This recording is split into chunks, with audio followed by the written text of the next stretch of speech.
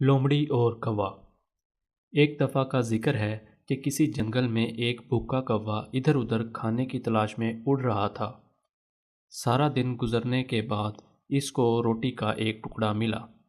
کوا روٹی کو دیکھ کر بہت خوش ہوا اور روٹی کو اپنی چونچ میں دبا کر ایک درخت پر جا بیٹھا۔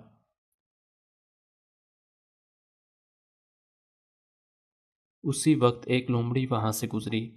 لومڑی بھی صبح سے بھوکی تھی اور اسے کہیں بھی کھانے کو کچھ نہیں ملا تھا۔ اچانک لومڑی کیا دیکھتی ہے کہ ایک درخت پر ایک کوا بیٹھا ہے۔ اس کوے کے منہ میں ایک روٹی کا ٹکڑا ہے۔ روٹی کو دیکھ کر لومڑی کے منہ میں پانی بھر آیا۔ لومڑی سوچنے لگی کہ کیسے وہ یہ روٹی حاصل کرے۔ اس کو ایک ترکیب آئی۔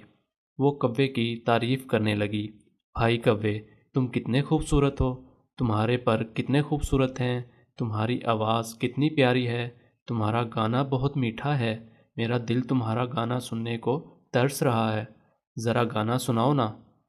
کوے نے اپنی تعریف سنی تو خوش ہو گیا اور اس نے گانا گانے کے لیے چونچ کھولی۔